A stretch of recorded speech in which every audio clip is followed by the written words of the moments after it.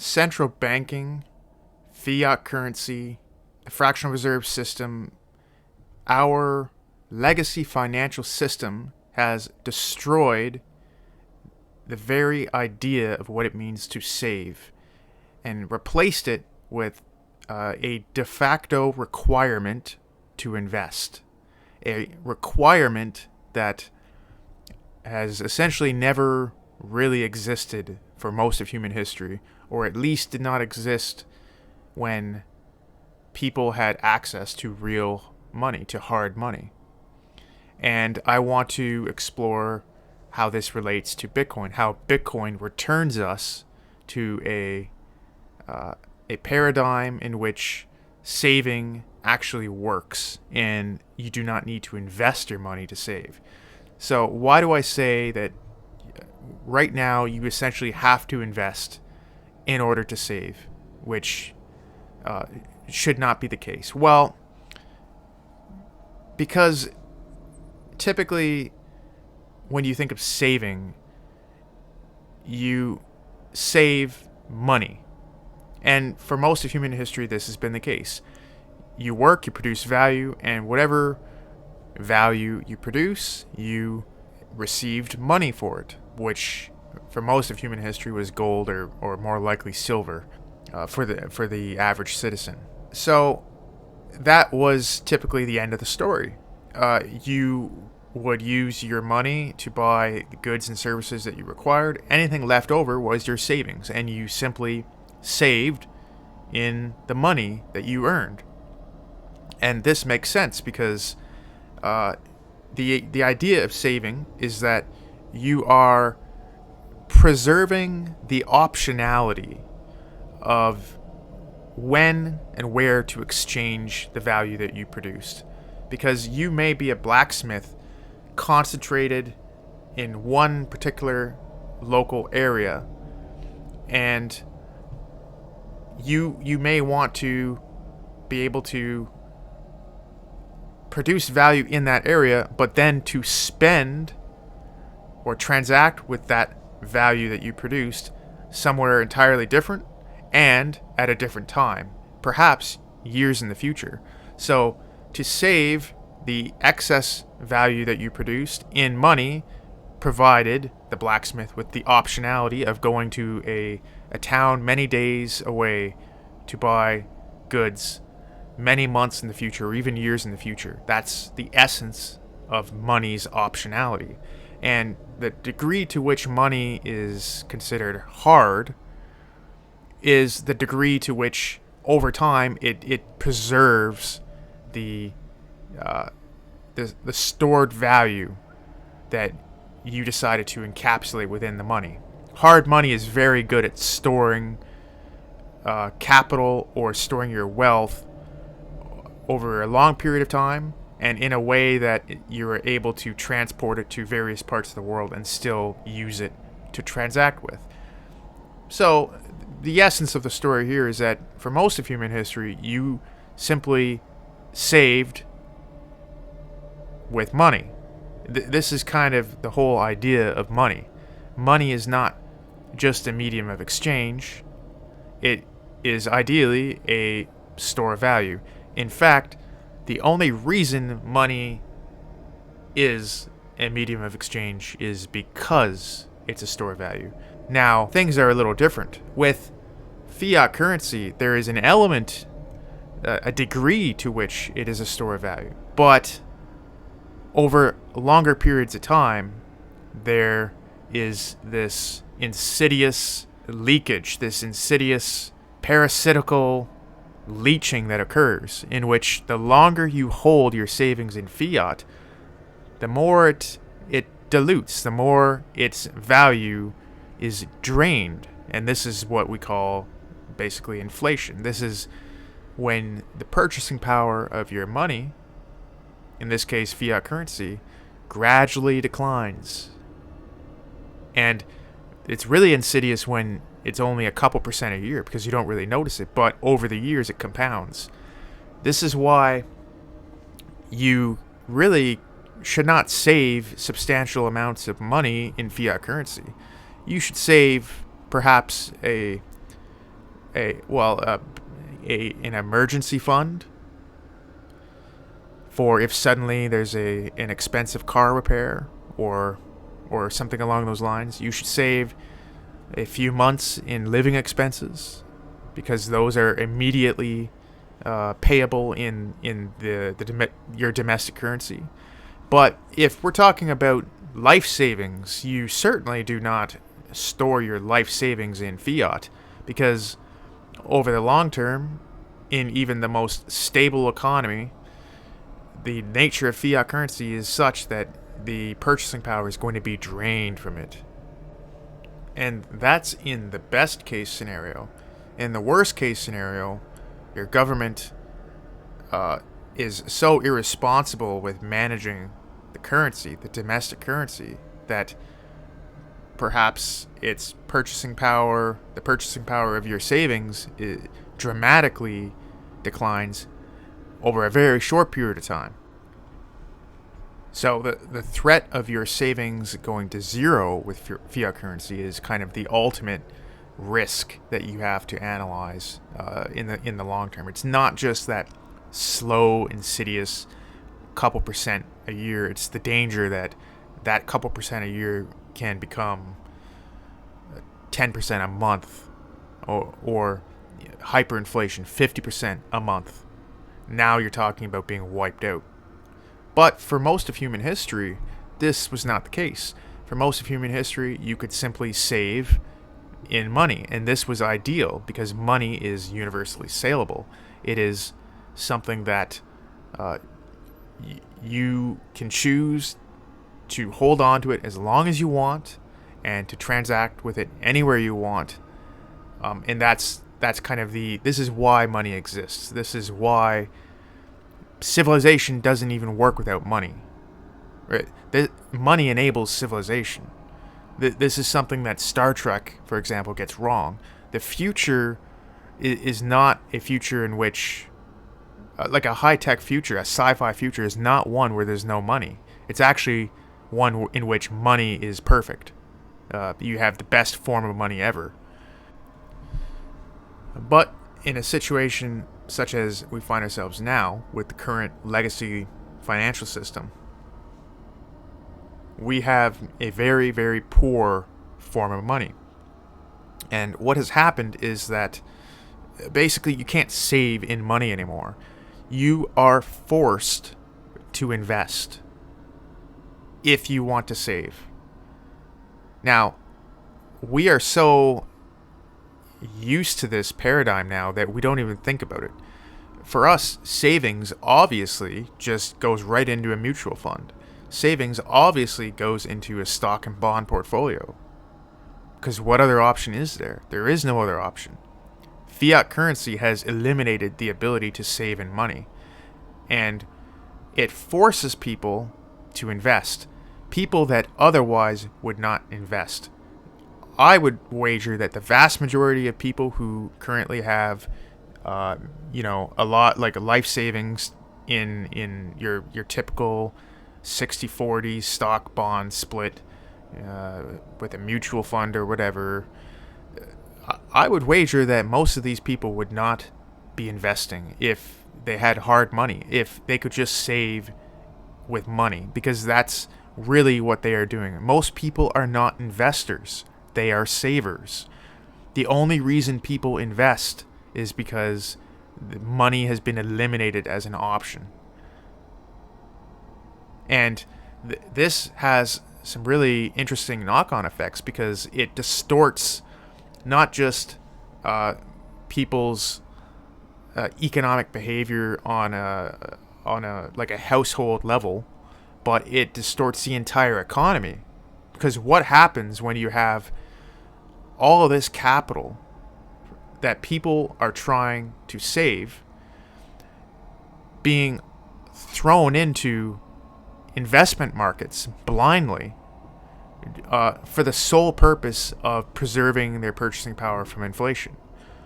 Well, now this is where you get further economic distortion, because what happens is all of this capital that people are trying to just save and preserve over the long term is being funneled into certain investment vehicles such as stocks and bonds, which perhaps otherwise would not deserve that capital. Okay? So you have people buying into the stock market, for example, at PE ratios that do not at all translate into an attractive investment. Not on a fundamental level. And of course, it is true. Value investing is dead. Fundamentals don't matter. It's not just a meme. Business fundamentals really do not matter anymore for the stock market, because the stock market has become just this self-perpetuating bubble that really does go up essentially forever, because investor A wants to preserve their savings from inflation, so they just throw it into the S&P 500. They don't care about the fundamentals of price to earning ratios. They don't care about any metric that measures the value of a business. Just, it doesn't matter anymore, because you just have investor A throwing their capital into the S&P 500 to save it from inflation. Investor B does so, which pumps up the price for investor A. Investor C does the same thing. It pumps up the price for investor A and B, and so on. It just keeps on. The bubble keeps on growing. Essentially, what I am describing, it's not that it's a Ponzi scheme. Okay, this is important to understand. That wouldn't really be the right way to put it. Rather, what has happened is that the S&P 500 has been monetized. Now we're getting at the root here. What people are looking for is money. And people, unconsciously or not, are gravitating towards anything that can replicate hard money better than fiat. And stocks, especially the S&P 500, that is an example of how this phenomenon is occurring. The market is trying to monetize something. And even though the stock market, the S&P 500, is not that should not be money, because there's some really dangerous things that occur when you monetize the stock market. But that's exactly what happens. Same with bonds. Bonds are monetized because people are not buying bonds because they are wanting to invest in bonds. They are not saying, oh, I want to loan out my money in exchange for interest to be paid to me. People are not doing that. What they are doing is they are buying bonds because they are trying to escape inflation. This is monetizing the bond market. You see what I'm getting at here? The market, an economy, and indeed humanity desperately desires to have real money, to have hard money. And all these market actors are gravitating towards whatever asset is behaving like money, and that results in the monetization of these assets like bonds and stocks.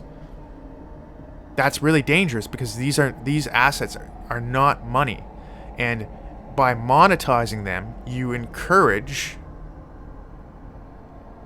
bad allocation of capital, bad investments.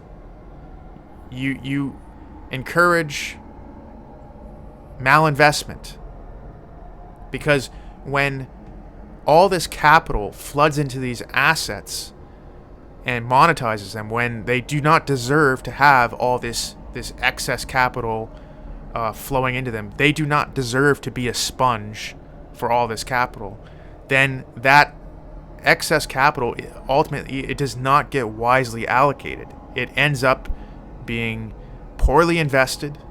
It ends up in being utilized in ways that are not economically viable. It ends in bad debt. It ends in Lehman Brothers, in Enron. It ends in what we see in China right now with Evergrande. How many of these Chinese investors were plowing their money into Evergrande because they simply were looking for a store of value? This is what happens when you monetize things that should not be money. Stocks, bonds, and real estate should not be money. Real estate's another one. That's a whole different story. Real estate should not be monetized. Real estate should be valued based on its income producing potential, based on fundamental metrics that relate to real estate, not to the desire for people to save to have money to save in. The monetization of real estate, it leads to economic distortion. But what's the root of all this? The root of it all is that we don't have good money. We don't have real money. We don't have hard money. We don't have the ability to save in money. And it's leading to the monetization of all sorts of assets that simply should not be money.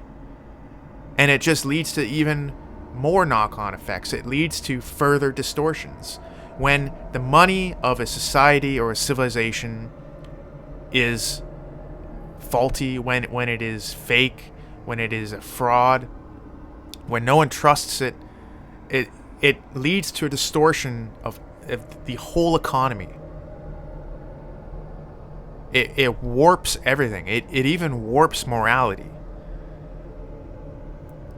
So this is my problem with the idea that you need to invest in order to save, because that really should not be the case.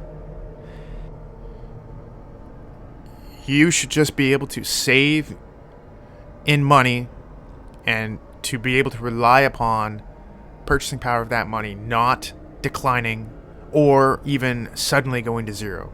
This is where Bitcoin comes in. Why does Bitcoin keep going up? Because the market has discovered real money.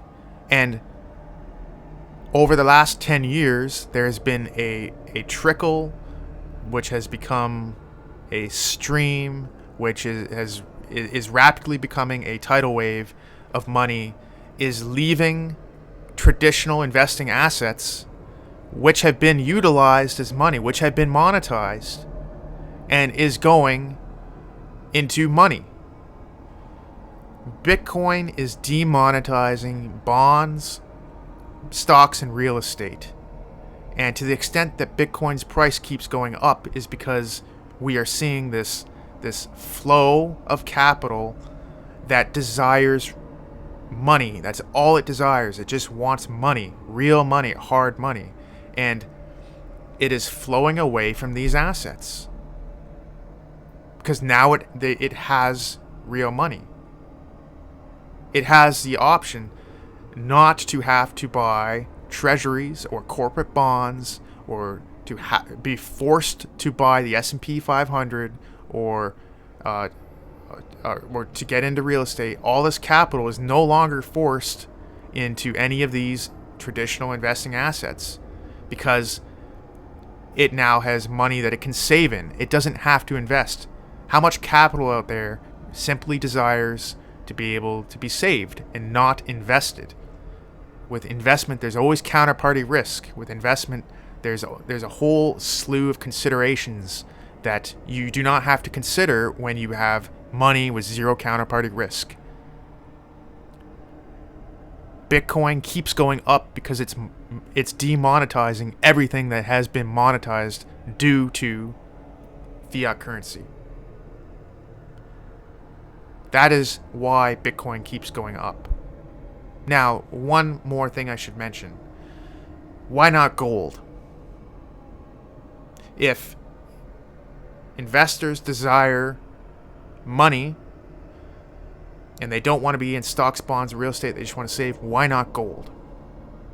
Well, it would appear that in this, in the age of the internet, in the information age, that gold as money is no longer technologically feasible. It would appear that it too is being demonetized, but not for the same reason as stocks, bonds, and real estate. Gold, it would appear, is being demonetized because it is not technologically suitable for the information age, which is astounding. It's astounding that this has occurred and that we are alive during this sliver of time in which suddenly gold is confronted with a rival to its 5 millennia long reign as humanity's money. I think that if Bitcoin did not exist, gold's price would be orders of magnitude higher right now. And the other reason why I do not believe that gold is behaving like hard money any longer is because there is perhaps a recognition that gold does not solve the problems inherent to fiat currency. The fiat currency system that we have inherited today is a result of gold's failure as hard money in the first place. And that failure was essentially technological because gold is not easily transmitted. It requires centralized control, centralized storage, and this is the dream of central planners.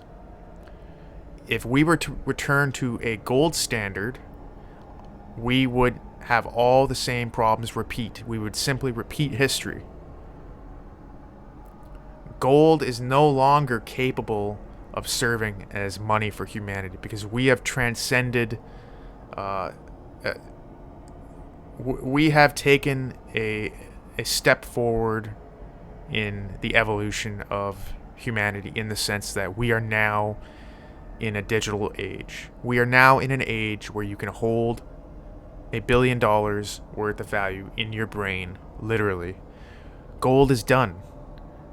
And that's why we do not see gold responding to insane central bank policy. We do not see gold responding to 0% reserve requirements. We do not see gold responding to the fact that we don't even have fractional reserve banking anymore because there's no reserves. Gold is not responding. It's dead in the water because it is not technologically viable in our day and age. Bitcoin is usurping that throne. I think that is what is occurring. So, in conclusion, Bitcoin is going up because people naturally desire to save money, not to invest it. People just want to save and store their value in money and have no counterparty risk and not have it drain to purchasing power. If people are given this technology, if they are given this opportunity, money will no longer be invested in stocks, bonds, and real estate that otherwise would just be saved. And this is good not only for those who just wish to save, but it is good for the economy because it eliminates bad investment. This is what is occurring with Bitcoin. Bitcoin is demonetizing everything because Finally, humanity has real money.